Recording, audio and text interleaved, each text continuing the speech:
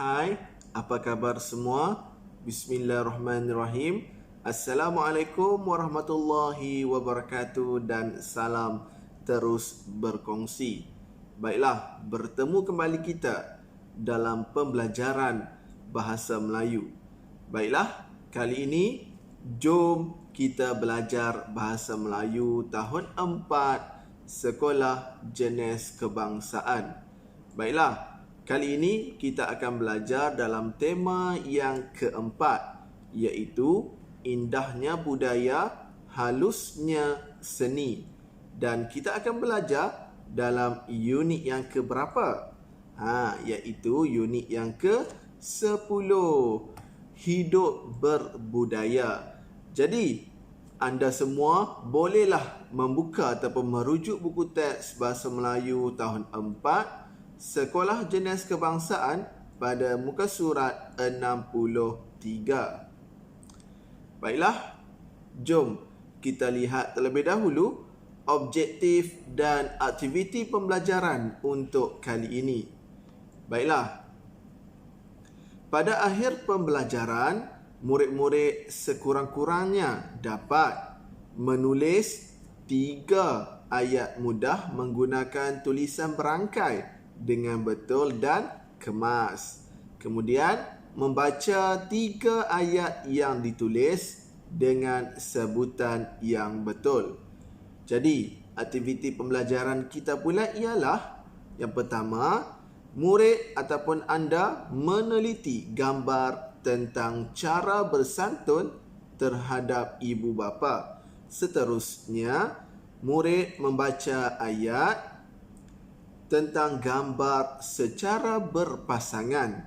Yang ketiga, murid belajar menulis tulisan berangkai dengan bimbingan guru di papan putih ataupun di skrin layar jika ditayangkan melalui paparan projektor LCD. Kemudian, murid menulis ayat dalam bentuk tulisan berangkai pada buku latihan. Dan yang terakhir, anda ataupun murid mempamerkan dan menyaksikan hasil tulisan di sudut bahasa Melayu. Baiklah, ini merupakan yang terdapat juga dalam buku teks kamu pada muka surat 63. Tajuk kecil kita hari ini ialah Santunilah Ibu Bapa. Baiklah, dalam masyarakat Melayu, budaya menghormati ibu bapa amat dititik beratkan. Jadi sebagai anak ataupun orang yang lebih muda, kita patutlah hormat kepada ibu bapa ataupun sesiapa sahaja yang lebih tua berbanding dengan diri kita. Baiklah, jadi untuk ayat yang pertama dan ayat yang kedua, iaitu anak-anak perlu mencium tangan ibu bapa ketika bersalam.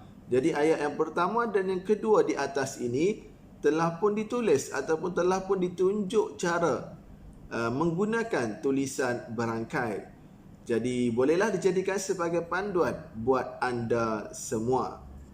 Baiklah, seterusnya ini kita lihat terlebih ataupun lebih teliti, lebih terperinci, lebih berfokus kepada ayat yang pertama dan ayat yang kedua sebentar tadi.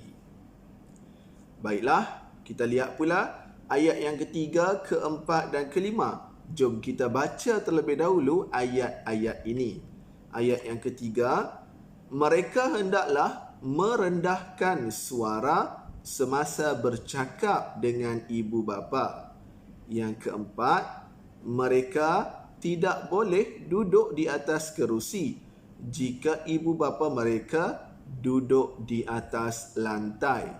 Dan yang kelima, mereka tidak boleh mencelah perbualan ibu bapa. Jadi ketiga-tiga ayat ini anda perlu tulis dalam bentuk tulisan berangkai. Jom cikgu tunjuk cara yang ataupun ayat yang telah pun ditulis menggunakan tulisan berangkai.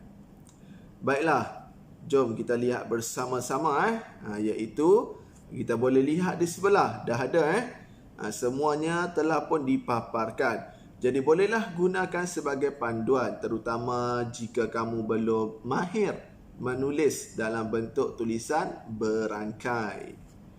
Baiklah, jadi pembelajaran kita hari ini setakat itu sahaja dulu. Semoga pembelajaran ini dapat membantu kamu untuk meningkatkan penguasaan dalam subjek bahasa Melayu. Semoga kita berjumpa lagi dalam pembelajaran yang akan datang. Sekian, terima kasih. Bye-bye.